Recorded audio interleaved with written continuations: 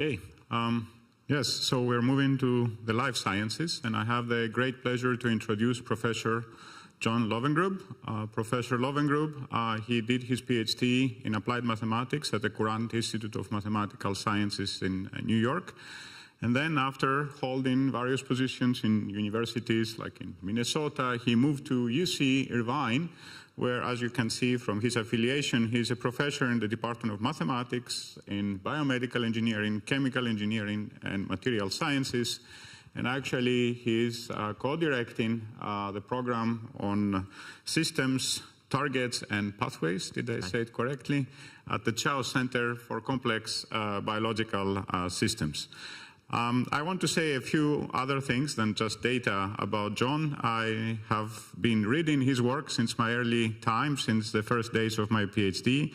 His early work was on vortex methods, and that's where I did my PhD on. And I thought in inviting him here, it's a good opportunity to show that computational science is also very much about mathematics and strong mathematics applied to very difficult problems without forgetting what mathematics means.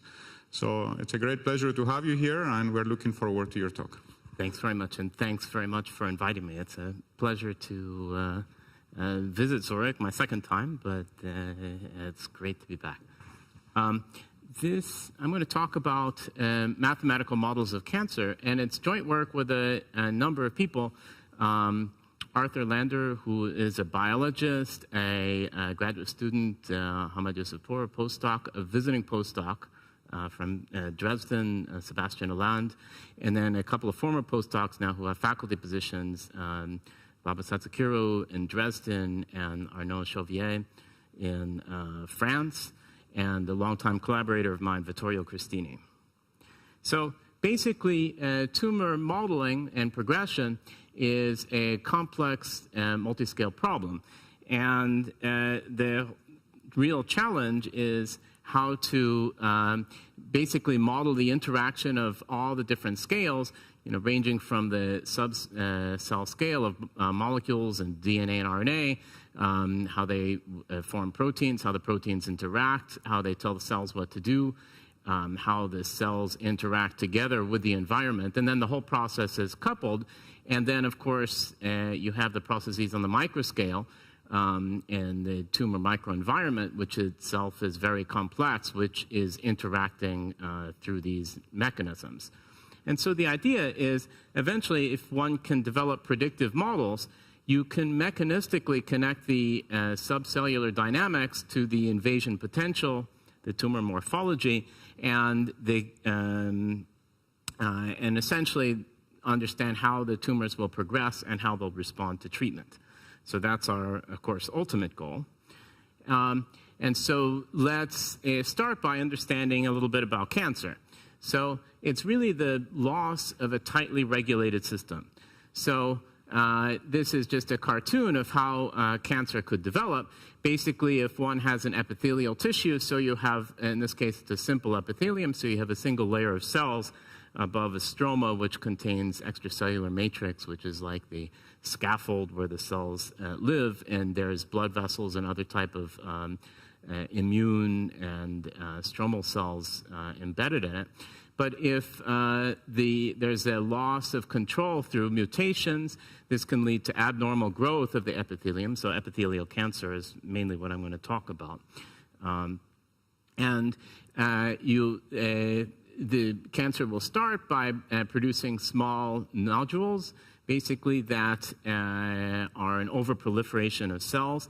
And then eventually they'll break through this membrane that separates the epithelium from the stroma and invade the local tissue. And this local invasion then can lead to metastasis, which is really what causes death from cancer. And so what's really regulated in in tissues is the cell number. And of course, the cell number is birth versus death. And the traditional view is that cancer is a condition of the cell cycle. Basically, you have different cycle times, and that leads to overproliferation and this dysregulation of birth and death. And that's an example of direct control. You change the speed at which cells divide, and of course, the ones that divide faster win. But in fact, control is not always exerted directly. And so here's an example from engineering to kind of think about how control might be applied indirectly. So if you're in an airplane and you want to maintain altitude, well, the altitude is a balance of lift and gravitational forces. And if you want to go higher, you can't, of course, just lift your airplane. You have to change the conditions. And so, of course, you do that by changing the wind shape with the flaps or changing the thrust with the speed. And these indirectly affect lift by modifying the airflow. And so, and in particular, and when there is a crash, usually the failure of control is distinctive. And so cancer, is, we're coming to think, is maybe somehow similar, that if we can understand how the control mechanisms are holding for normal cells, then by looking how the how control is lost and the characteristics of tumors, we can go back and understand what control was lost. And therefore, if you understand what control was lost, you might have a chance to fix it.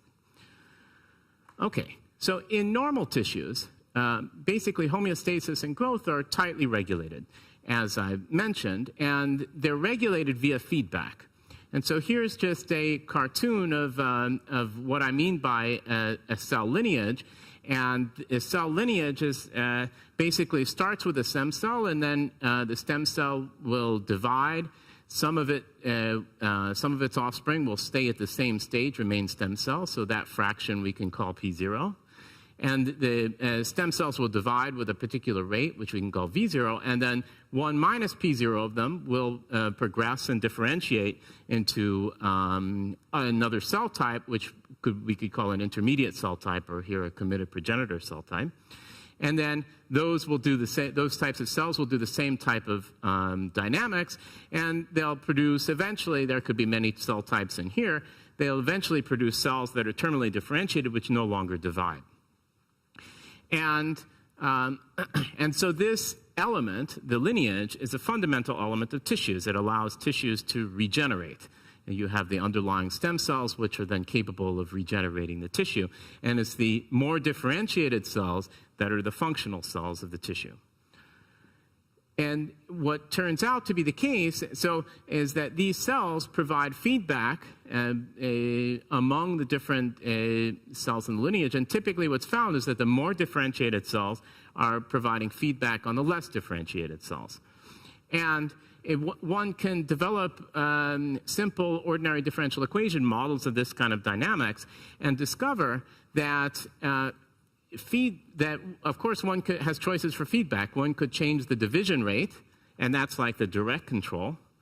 But it turns out that's not a very robust way to maintain control of this system. It turns out a more robust way to maintain control is to not necessarily to control this, but what's more crucial is to control the differentiation probability. And if feedbacks act there, then that gives quite a robust system that can explain homeostatic tissue sizes, is very robust, so small changes in data will not change the solution. It can give you rapid regeneration after wounding.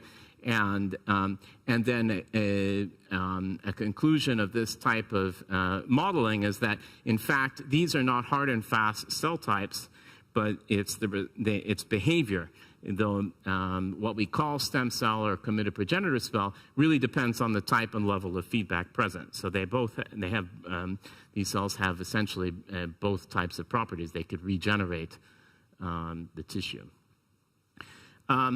So these bars indicate negative feedback, which means that these guys are producing something that lowers these rates. But what's also known is that there are positive factors that can increase these values. And the overall behavior in the tissue can be a combination of these positive and negative feedback. Now, that's normal tissues. Now, in cancer, there is increasing evidence that progression occurs as well, lineage progression.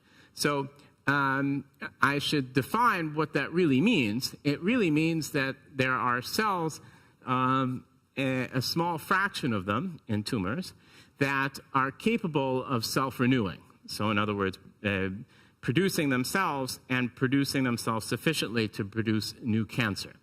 And those are known as cancer stem cells in analogy with normal stem cells, although they may not be pluripotent.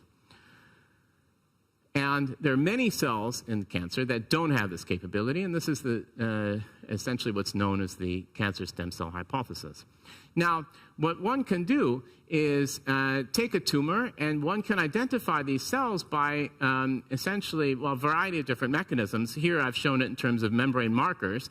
So this region of markers where these guys are medium and these guys are high are indicating a collection of cells that seem to be capable of producing new tumors, these cancer stem cells. Well, if one does cell sorting, then they find about 5% of the cells in a tumor.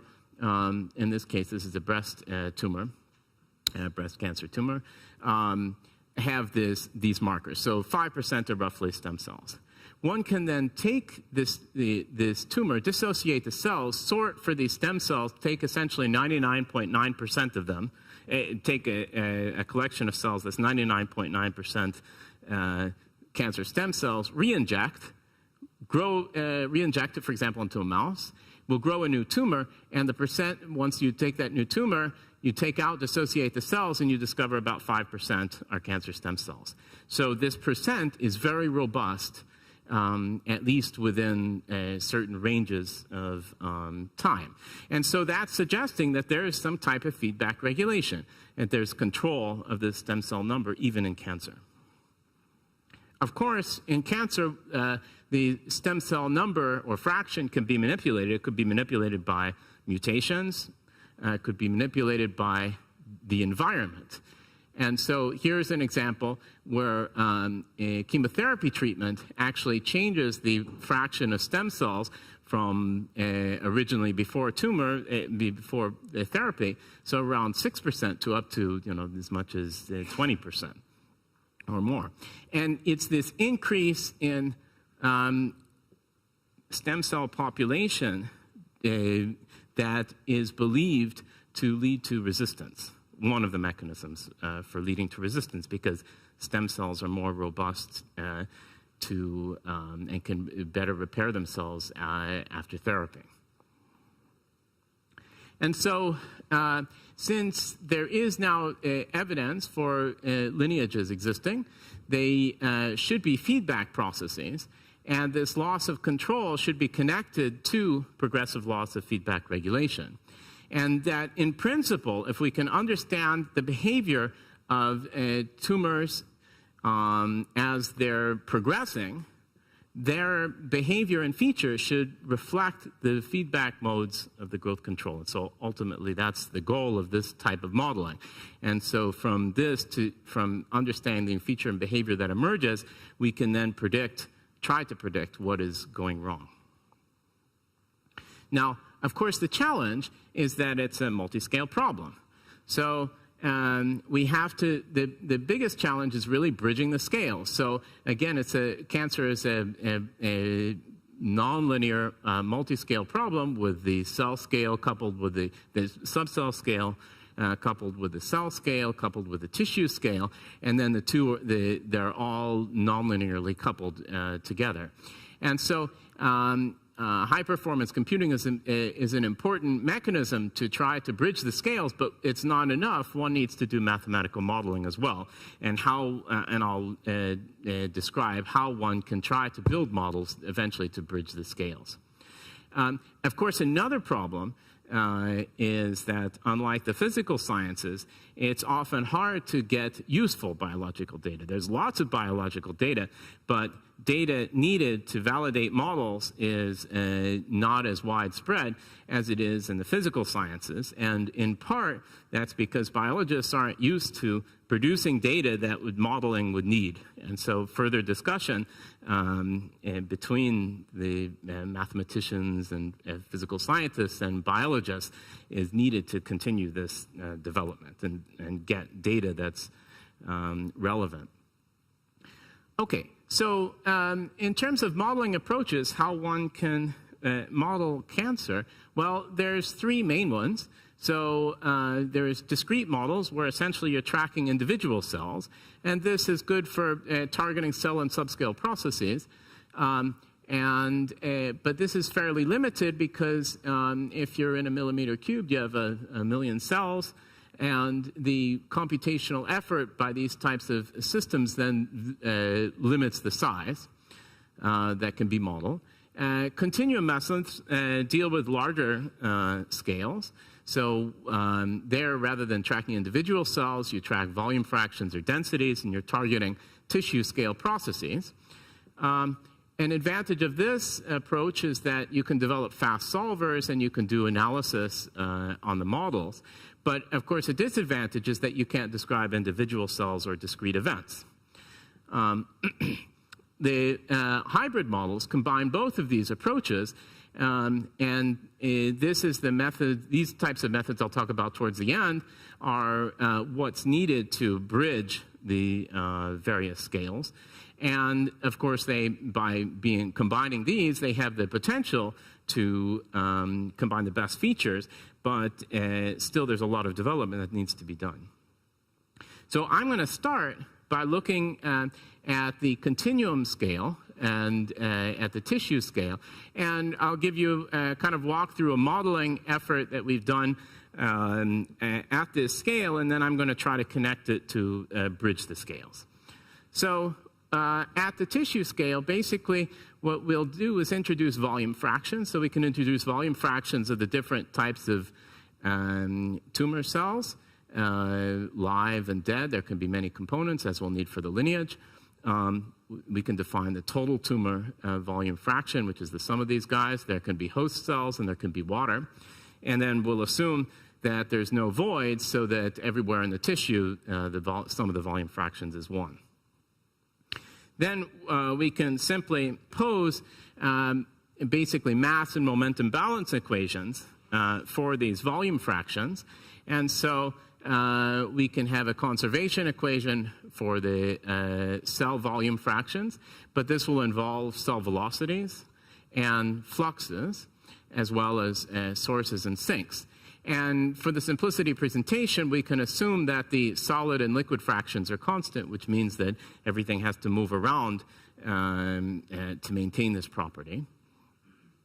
And so to close the system, we need to specify the velocity, the fluxes, and the source terms. And so the main way we're going to do that is to use a variational argument and introduce an energy. And the energy will be to model the cell-cell adhesion, how cells interact.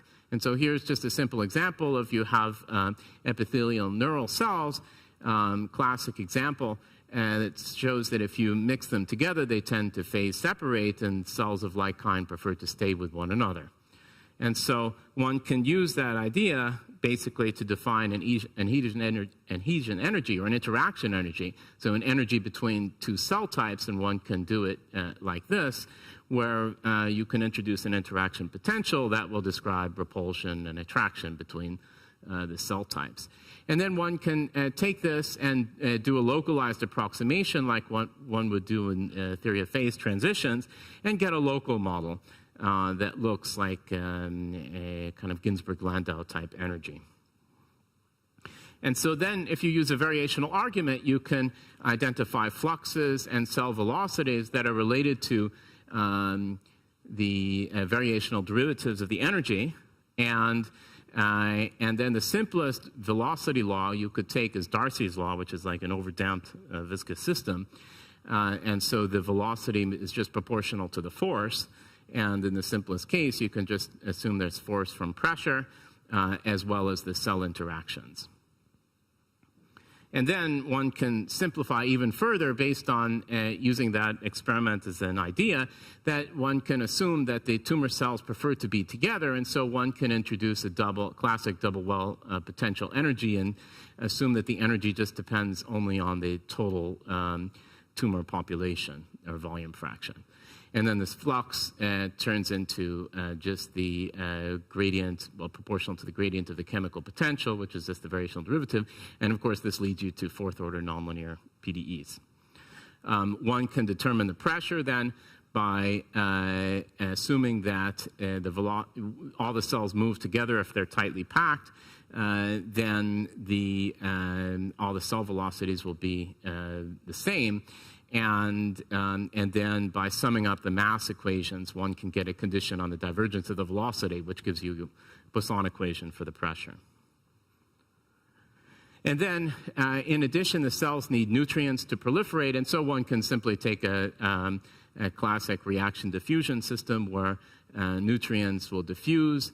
They typically will diffuse much faster than cells proliferate, so one can drop the time derivative term. They'll be supplied by the capillaries and uptaken by the different cell species. Now, how do the lineage come in? Well, the lineages come in because they're telling you what the different cell types are. So we'll model the stem cells, the cancer stem cells, the committed progenitor, and the terminally differentiated cells.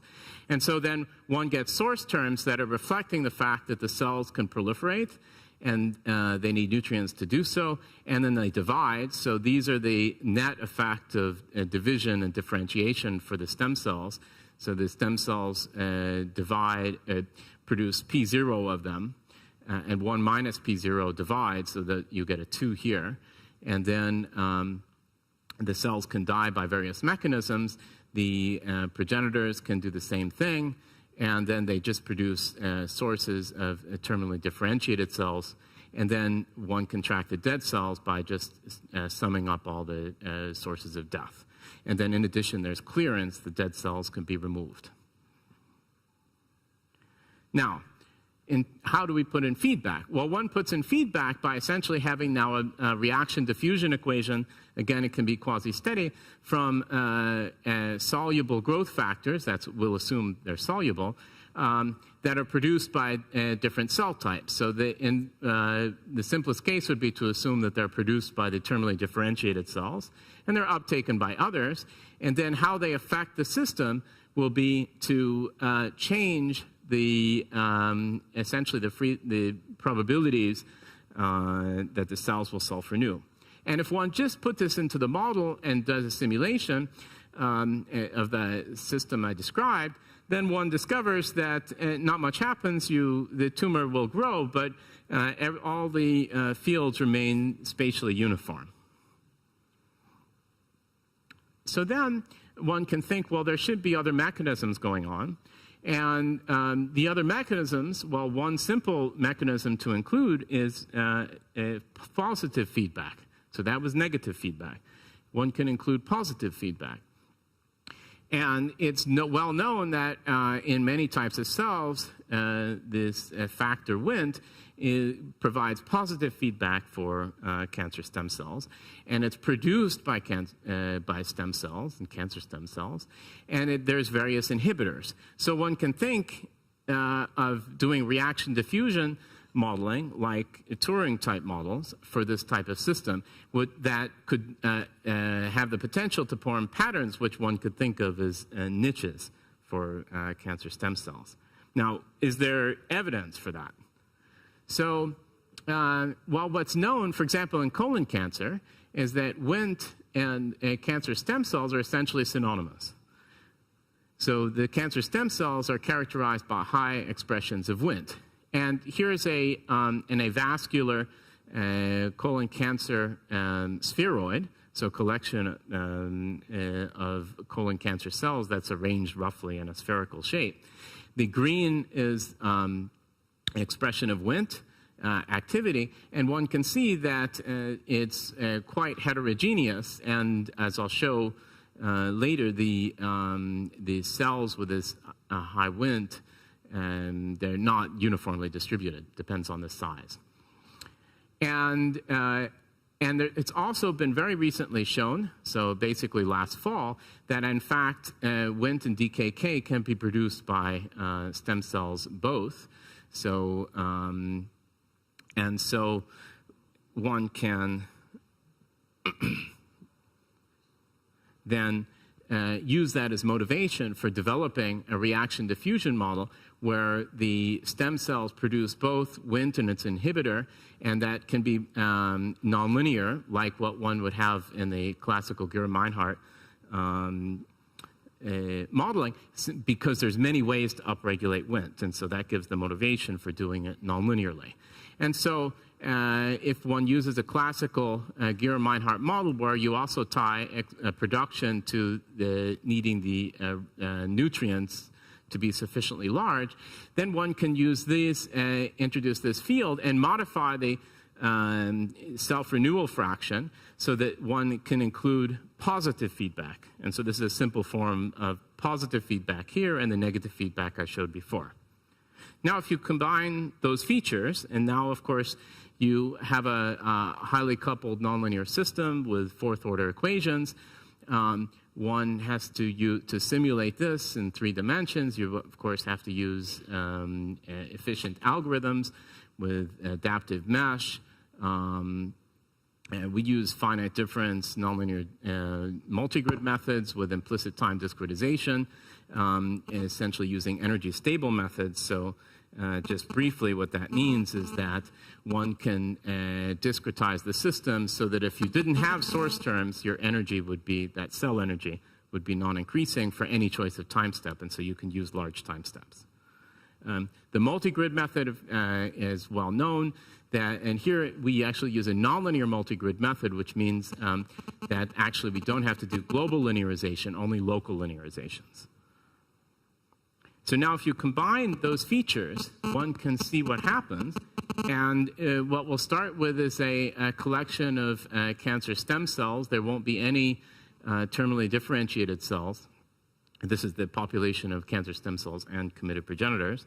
And if we let this go, what happens is that immediately we form a pattern. And the it looks like it's stationary, but all of a sudden it starts to take off and finger. You see that in the total, and everything you can see together in the terminally differentiated cells. So these kind of holes at the boundary are the cancer stem cells, and then you see it fingering. It will break up and continue to grow, driven by feedback. And you see you even produce new stem cells from very low populations. And so you get spatial structure, you get the niches at the boundaries, and unstable growth. And so why is the growth unstable? Well, the growth is unstable. This is the contour of the tumor. These are contours of the stem cells. And then this is the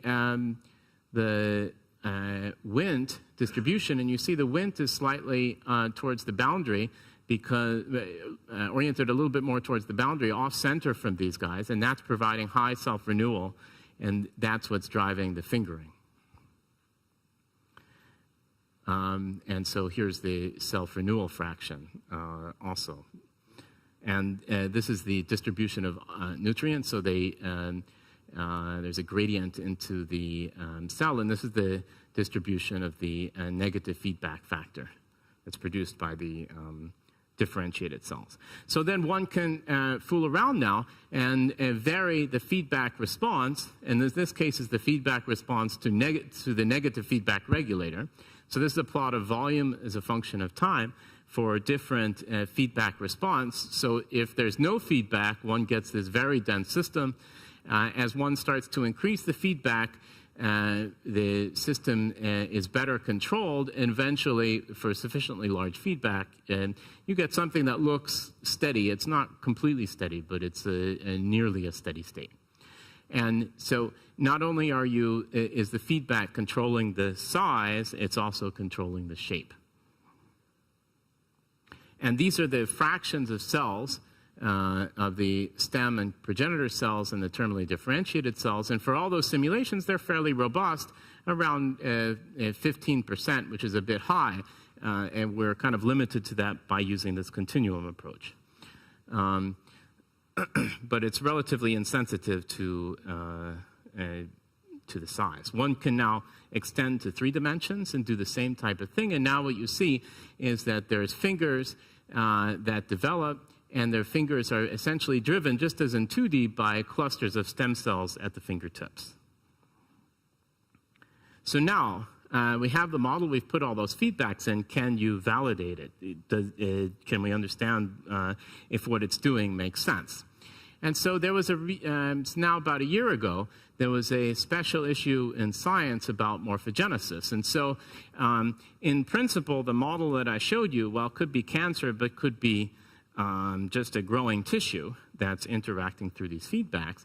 And one of the articles in this special issue is about growing what they call miniguts, what we call intestinal organoids, from a single intestinal stem cell. And so this paper did it for human. In a previous paper, they did it for mouse. And so what you see here, this is their cartoon where they have their stem cell, and the organoid grows. You have this collection of stem and supporting cells. This is the niche essentially that drives the finger. And this is what the actual organoid looks like in the human, and then this is a sample of what it looks like for the mouse. And the green is indicating where the stem cells are. And then if one looks at a proliferation map, one sees something like this. And so qualitatively, this is very similar to, at least driven by the same types of processes that we're modeling. So the question is it a coincidence? Well, maybe yes, maybe no. So now what would you do with a model? Now you start perturbing conditions. And so now we can try to, what we do is we say, let's change the Wnt sources in the system and perturb the system by essentially including exogenous sources of Wnt, which means basically putting Wnt in the environment. So in this case, that's the original simulation. Now we start to increase the Wnt concentration here and even higher here. And so what you see is that as you're increasing the Wnt concentration, the number of, these are the stem cell clusters, the number of clusters on the boundary increases. It grows larger, and it's a bit more regular. And then as you increase it even further, now you have a more or less continuous distribution of stem cells around the boundary, and it's a nice, smooth, and quite larger organoid. That's predicted by the simulation. And then what these guys found is that they did the similar thing where they added Wnt in the environment and changed the levels. And so what you can see is that this is their essentially control. And then as they start to increase, this blue is indicating the stem cells. So you have something that's larger than this and certainly less budded. And then as you increase the Wnt, these tend to be bigger and more regular, just like what we, at least qualitatively, like what we would predict. So the trend is quite similar. That was positive factors. You can do the same thing with negative factors. So now this is our control. And now if you include high negative factor in the exterior, one can suppress the budding and you get the more stable, smaller shape, which is consistent with what one gets from an experiment. And so, at least from the perturbation point of view, the model is consistent with what's observed biologically. And then, of course, since you can have the model, you can do a lot more, it's a lot cheaper for you to do parameter investigation. And so, in fact, if we take that negative regulator, what I showed you was this case and this case, but if one does intermediate values, then what you actually can see that it's not just that there's a uniform progression from this to a smoother shape, the shape actually becomes more unstable. And so you have this non-monotone behavior. And in fact, this guy, the tumor can even fragment. And this is suggestive of a dual effect of this negative regulator. And it's well known in cancer that this regulator can have this dual effect. And so that process emerges naturally from here, although there can be other effects of this guy that we're not modeling, such as increased cell mobility and things like that. So the model can make predictions. Now, one can, so those were normal. What about tumors? And so for tumors, one can use an imaging system that was developed by Frank Pionk at UCLA. And so what they discovered is that stem cells tend to have low proteasome activity. So they took advantage of that to essentially fuse a green fluorescent protein to something that would ordinarily be degraded. So in stem cells, this glows, and in differentiated cells, it doesn't because it's degraded. So where you see green are where stem cells are. And so if one could do monolayer, so this is a brain tumor, one could do monolayer, you see just a small cluster of cells, but if one does a sphere, and this is a pretty small sphere, essentially this bar is 50 microns, there's lots and lots of stem cells. But if one takes a sphere that's 5 times larger, you start to see heterogeneity in the green. And again, you have these clusters, and these clusters are actually right at the boundary of the tumor. So maybe a little bit easier to see. This is a confocal microscopy image of the tumor. So you can see these clusters of high stem cells, and they're actually right on the boundary of the tumor, which is kind of flat here in 3-dimensional. So there, again, it's suggestive that the growth is driven by these stem cells at the boundary. And that's a bit different than the conventional thinking, which was that the stem cells had been in the interior of tumors, kind of hidden away in hypoxic zones and regions where there is low nutrients. But in fact, the model suggests otherwise, and that's consistent with the data. So now the fact that there's lineages and feedback, you can then say, well, let's devise therapies that might be more effective for treating tumors. And so, well, what happens with traditional therapy? Well, in traditional therapy, and the real problem is the cells become resistant to it. So how can they become resistant? Well, one idea is that there's this emergence of the stem cell larger fraction of stem cells, and the therapies tend to be more effective for the more differentiated cells and less effective for the stem cells because they have better, essentially, repair mechanisms. And so that leads to a dual problem with the stem cells. First, that they're killed less, and second, when you kill the differentiated cells, you relieve the negative feedback. So you enhance them because you relieve them from feedback. So you get higher populations than you would ordinarily think of just by killing these guys. And so then one can say, well, what if you treat both the stem and differentiated cells differently? So what if one used a traditional therapy and combined it with a therapy that tends to drive differentiation? So these therapies exist. And then one can see what happens if you do this. And so here's an example. This is a plot of total volume as a function of time. So the blue is if you did nothing. And so this is an example of the tumor at this, in this kind of metastable phase. It will eventually start to grow and invade. At this time, you treat. So if you treat with just a traditional therapy like radiation, well, you dramatically reduce the size of the tumor, and you get rid of a bunch of these clusters. So this is what the tumor looks like. But as soon as you turn it off, you get this rapid rebound and rapid growth that leads to then invasion, and this question of whether this is more invasive than that. At least it's about equally invasive here.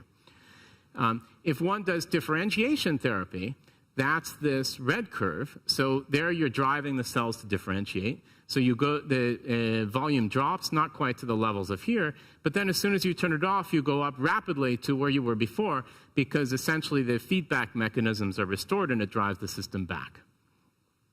But if you combine these two, then you can drive the tumor down to 0. And it's quite robust.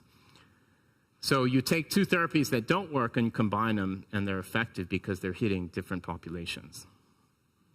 And so here you can see a little bit why. this is the volume fraction of the stem and progenitor cells as a function of time. When you when you turn on therapy, you get this rapid increase in the fraction, going all the way up to about 35% of stem cells. And then as soon as you turn it off, the system tries to get back under control, and it comes back down. But you've dramatically increased the population, which is very consistent with what's observed experimentally. So this is an experimental image after radiation treatment. Again, the green are the stem cells. If you do differentiation therapy, you drop the populations, but then they're under artificial feedback. So as soon as you turn it off, the population of stem cells rapidly increases to respond to that, and to less feedback, and then this repopulates the tumor. And this is just the analogous thing for the terminally differentiated. But if you combine them, you drive essentially the stem cells really down to zero, and that's very unusual in a continuum model, that it never comes back, and it's because of the feedback. And one can then go further, and I'm not going to show the result, but one can develop machine learning. Now this was just one example. So now what you can do is you can vary the conditions, you can vary the parameters, and you can then use machine learning algorithms to correlate outcome with the pre-therapy tumor morphometrics, like shape factors or fractions of cells, that you can try to get, for example, from a diagnostic. And it turns out these are very predictive, at least based on our model, the artificial data generated by our models. Now, just in the last few minutes, then I'd like to talk about how one bridges the scale. So that was the continuum scale. You can get a lot of information from the continuum scale, but you, of course, make a lot of assumptions, and you're limited in certain ways. So you're limited, for example, because you can't describe transitions because the continuum scale is dealing with the collective motion, the collective behavior of the cells. You can't basically model transitions from collective to individual base motion.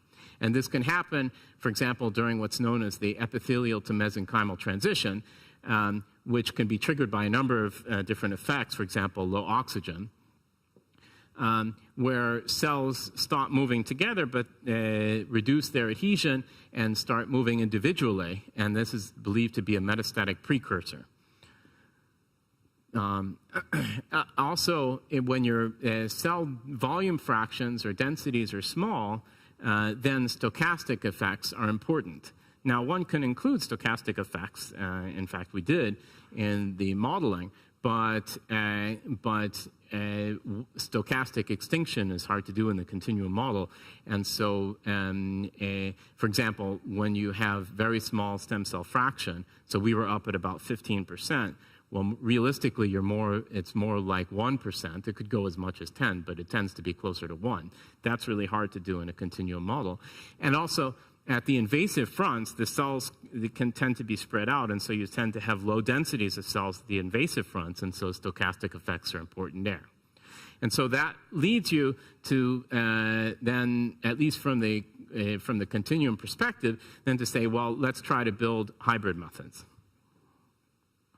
And so there's been a number of approaches for trying to do that. One is essentially a decoupled approach that Paul Macklin led, who actually is a former PhD student of mine, who basically took data at the individual cell scale, upscaled it to parameters in an agent-based model, and then upscaled the behavior and averaging the parameters at the agent-based model to get parameters for a continuum model that then could be used to predict tumor size, and quite well, actually. So this is a plot of essentially an equilibrium tumor size versus this upscaled parameter that relates birth and death processes. And these points are experimental data, so lies pretty well. But this is decoupled, so this is decoupled from that, and in fact, this could feed back. So a coupled system was developed by Kim and Othmar and Stolarska, where they tried to take advantage of the fact that at the proliferating edge of tumor spheroids, there's fewer cells than in the whole spheroid together, in particular the cluster. So this edge tends to be only about 100 to 200 microns in thickness. And so they used individual cells here and then converted them to continuum when they became quiescent or necrotic. So they tracked only cells in this boundary. And we developed another approach where we introduced transitions between continuum and discrete points, basically marked by these blue dots, together with a vasculature. So the yellow are sprouts, and the red is are looped vessels that are producing blood flow and oxygen and nutrients. And so under hypoxic conditions, there could be this EMT, the transition, that can produce these blue cells that then move out and disperse in the tissue. But then if they get close to blood vessels and there could be angiogenesis and new blood vessels form, they can then convert back to continuum. And so you can generate this multifocal type tumor. So these are existing approaches, but they have limitations. And their limitations are basically that you essentially pre-assume the continuum equation. So, and in fact, one shouldn't necessarily do that because the continuum equation we're dealing with may not be the limit of the discrete process under the right conditions. And then the second, of course, is that there, in all of these systems, there's really phenomenological rules for changing between the continuum and discrete representation. And so what we're trying to do now is develop methods to overcome those difficulties, and I'll describe a couple of them. One is if we really wanted to get away from having to write down continuum equations, one can try what's known as the equation-free approach developed by Yanis Kavrakidis. And so here what we did with Yanis and a student of his was to develop an equation-free model for a simple cellular automata model of tumor growth. And so here, the idea is that you switch between the fine scale and the coarse scale by essentially identifying coarse scale variables that tend to evolve slowly. And in this case, it's the radial cell distribution, because under the simple growth law of the cellular automata, the cells grow in a circular cluster.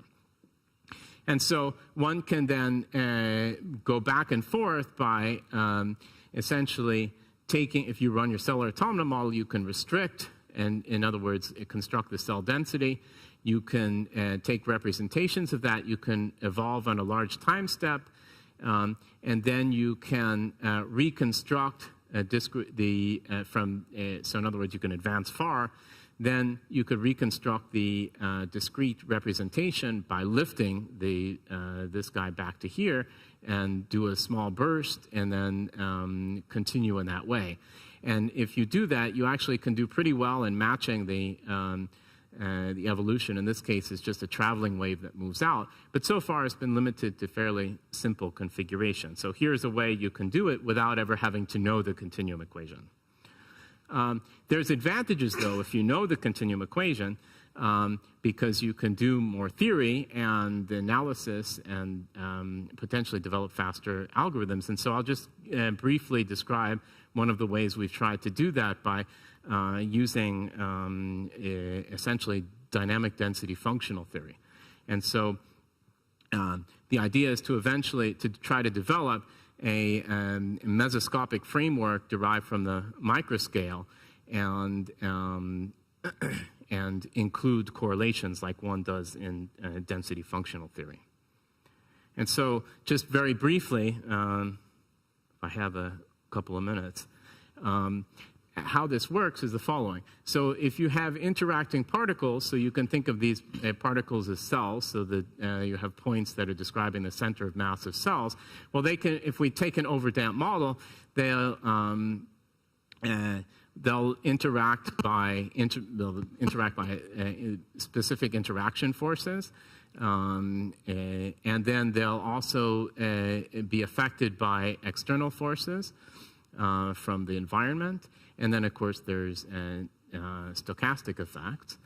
And one can introduce a coarse grain density, which is essentially an ensemble average density.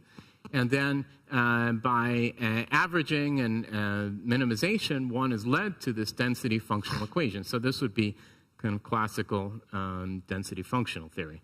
And so you get a essentially reaction diffusion equation where that's based on the derivative, functional derivative of free energy functional.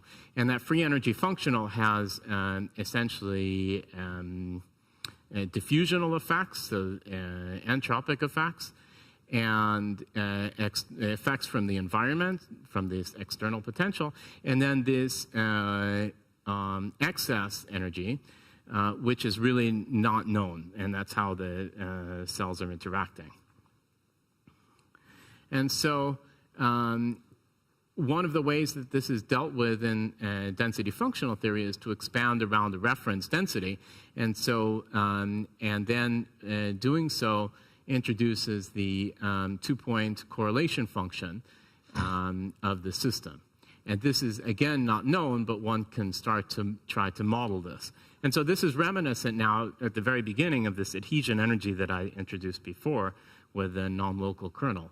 And then if one puts this together into the PDE, you get this non-local PDE that has essentially dispersal of cells by diffusion. Cells can move with respect to external forces, so this could be like chemotaxis if you have gradients of something that is driving cell motion. And then interaction terms. And then to this framework, one could add birth-death processes. And so, well, that's a complicated system, and we've developed methods for dealing with it, but let me take, one can go a bit farther, at least at this point, by doing some additional modeling. And so,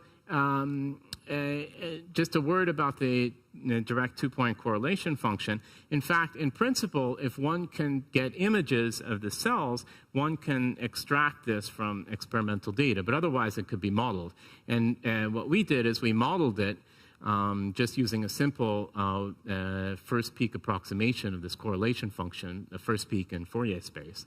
And then if you do also expand the logarithmic term, you can get a local approximation, which is the this density. And then minima of that are essentially oscillations. And these peaks are where you think it's likely that cells are located. Almost done. So one can develop an algorithm based on that to derive the equation. And let me just show you quickly some result in the last second. So here what we did is to try to validate the model, we looked at the growth of epithelial cell clusters and compared to an experiment by Pugliafito looking at kidney cells. And this is what the model will do. So these are the virtual cells, and they're getting smaller because in this system, if there's not enough space to divide, the cells can't grow. They just divide based on their clock, and they will divide, and they'll eventually reach some limiting size for which they can't divide anymore. And one can plot the area of the colony as a function of time. And at the early stages, before the cells become contact inhibited, so that their areas start decreasing and they stop being able to divide, you get exponential growth with a deviation. In the experiments, they only did a short time. We were able to do longer time. So here's the model results, the experimental growth, and then the deviation. You can see in experiments there's a period of roughly constant cell density till you start having deviations from the exponential growth, and then the density starts to increase, again, similar in the model. And if one tracks the single cell area, that will also decrease. And if you track the radial distribution of cells, at early stages, everything behaves kind of like a gas. There's no limiting factors, but then solid structure emerges, and you start to get peaks in the radial distribution function. And one can also look at the topology by looking at number of neighbors, and that matches as well. So now one can take that framework, and just the last simulation I'll show is now include lineages and feedback in this guy. And this is a model of a basement membrane. We have stem cells here, and then the stem cells can divide into progenitor and terminally differentiated cells. and they're interacting through soluble factors. And so the stem cells are along the basement membrane, but eventually you'll see they can try to squeeze through. And then once they do, here we assume there's not really any barrier, they lead invasion paths. So just to conclude, basically the idea is that we've developed this model. We've tried to connect the scales with the last thing I show, and then between the discrete and the continuum. The next feature of this connecting the scale would be to go to the tissue scale, but now we can use some upscaling techniques that have been developed for dynamic density functional theory to try to do that, essentially amplitude and phase types expansions, so that we can actually get to the tissue scale. But then we still have a lot of work to do. We have to quantify the uncertainty. We have to have better parameter estimates and really more detailed experimental validation. I mostly showed correlation rather than matching a specific experiment because we haven't had access to enough data to do that. Okay, with that, let me stop. Thank you very much. Take any questions. Well, thanks again, John, for this wonderful talk, and it's very insightful and inspiring. So, are there any questions? So how much of these things you collaborate with experimentalists to try to guide them or to direct them in what things to look? Are they receptive to this kind of analysis? Not all of them, but some of them. So the ones we collaborate with are kind of by evolution. So we don't, for example, Arthur Lander and his group are trying to do detailed experiments of this self-renewal fraction P. So we've made a lot of assumptions about what P should look like and how it behaves, and so now they're trying to do experiments to really assess, and those are difficult experiments to do because the self-renewal fraction and division rates are kind of intimately tied. It's very difficult in an experiment to determine cause and effect, and that's essentially what they're trying to do now, is to say at least are these fractions consistent with what the model would predict. Are there other questions? This time, I think everybody's ready for coffee, so let's thank our speaker again. Invade the local tissue, and this local invasion then can lead to metastasis, which is really what causes death from cancer. And so what's really regulated in in tissues is the cell number. And of course, the cell number is birth versus death. And the traditional view is that cancer is a condition of the cell cycle. Basically, you have different cycle times, and that leads to overproliferation and this dysregulation of birth and death. And that's an example of direct control. You change the speed at which cells divide, and of course, the ones that divide faster win. But in fact, control is not always exerted directly. And so here's an example from engineering to kind of think about how control might be applied indirectly. So if you're in an airplane and you want to maintain altitude, well, the altitude is a balance of lift and gravitational forces. And if you want to go higher, you can't, of course, just lift your airplane. You have to change the conditions. And so, of course, you do that by changing the wind shape with the flaps or changing the thrust with the speed. And these indirectly affect lift by modifying the airflow. And so, and in particular, and when there is a crash, usually the failure of control is distinctive. And so cancer is, we're coming to think, is maybe somehow similar, that if we can understand how the control mechanisms are holding for normal cells, then by looking how the how control is lost and the characteristics of tumors, we can go back and understand what control was lost. And therefore, if you understand what control was lost, you might have a chance to fix it. Okay, so in normal tissues, basically homeostasis and growth are tightly regulated. as I mentioned, and they're regulated via feedback. And so here's just a cartoon of what I mean by a cell lineage. And a cell lineage is basically starts with a stem cell, and then the stem cell will divide. Some of its offspring will stay at the same stage, remain stem cells, so that fraction we can call P0. And the stem cells will divide with a particular rate, which we can call V0, and then 1 minus P0 of them will progress and differentiate into another cell type, which we could call an intermediate cell type, or here a committed progenitor cell type. And then those will do the same. Those types of cells will do the same type of dynamics, and they'll produce. Eventually, there could be many cell types in here. They'll eventually produce cells that are terminally differentiated, which no longer divide. And so this element, the lineage, is a fundamental element of tissues. It allows tissues to regenerate. And you have the underlying stem cells, which are then capable of regenerating the tissue. And it's the more differentiated cells that are the functional cells of the tissue.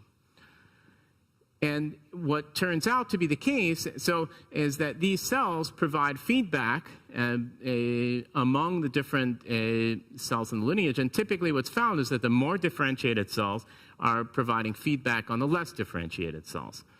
And one can develop simple ordinary differential equation models of this kind of dynamics and discover that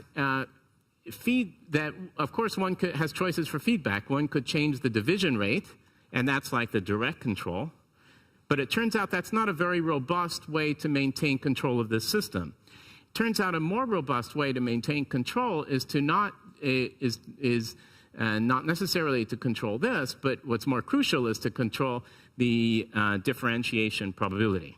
And if feedbacks act there, then that gives quite a robust system and progression is a complex multi-scale problem. And the real challenge is how to basically model the interaction of all the different scales, ranging from the sub-cell scale of molecules and DNA and RNA, how they form proteins, how the proteins interact, how they tell the cells what to do, how the cells interact together with the environment. And then the whole process is coupled. And then, of course, you have the processes on the microscale and the tumor microenvironment, which itself is very complex, which is interacting through these mechanisms. And so the idea is, eventually, if one can develop predictive models, you can mechanistically connect the subcellular dynamics to the invasion potential, the tumor morphology, and essentially understand how the tumors will progress and how they'll respond to treatment. So that's our, of course, ultimate goal. And so let's start by understanding a little bit about cancer. So it's really the loss of a tightly regulated system. So this is just a cartoon of how cancer could develop. Basically, if one has an epithelial tissue, so you have, in this case, it's a simple epithelium, so you have a single layer of cells above a stroma, which contains extracellular matrix, which is like the scaffold where the cells live, and there's blood vessels and other type of immune and stromal cells embedded in it. But if there's a loss of control through mutations, this can lead to abnormal growth of the epithelium. So epithelial cancer is mainly what I'm going to talk about.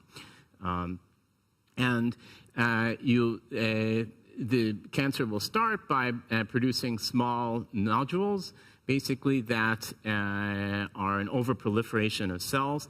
And then eventually they'll break through this membrane that separates the epithelium from the stroma and Okay. Yes, so we're moving to the life sciences, and I have the great pleasure to introduce Professor John Lowengrub. Professor Lowengrub, he did his PhD in applied mathematics at the Courant Institute of Mathematical Sciences in New York. And then after holding various positions in universities like in Minnesota, he moved to UC Irvine, where, as you can see from his affiliation, he's a professor in the Department of Mathematics, in biomedical engineering, chemical engineering, and material sciences. And actually, he's co-directing the program on systems, targets, and pathways, did I say it correctly, at the Chao Center for Complex Biological Systems. I want to say a few other things than just data about John. I have been reading his work since my early time, since the first days of my PhD. His early work was on vortex methods, and that's where I did my PhD on. And I thought in inviting him here, it's a good opportunity to show that computational science is also very much about mathematics and strong mathematics applied to very difficult problems without forgetting what mathematics means. So it's a great pleasure to have you here, and we're looking forward to your talk. Thanks very much, and thanks very much for inviting me. It's a pleasure to visit Zurich, my second time, but it's great to be back. I'm going to talk about mathematical models of cancer, and it's joint work with a number of people. Arthur Lander, who is a biologist, a graduate student, Hamad Yousefpour, a postdoc, a visiting postdoc from Dresden, Sebastian Hollande, and then a couple of former postdocs now who have faculty positions, Baba Satsukiru in Dresden and Arnaud Chauvier in France, and a longtime collaborator of mine, Vittorio Cristini. So basically, tumor modeling can explain homeostatic tissue sizes. It's very robust, so small changes in data will not change the solution. It can give you rapid regeneration after wounding.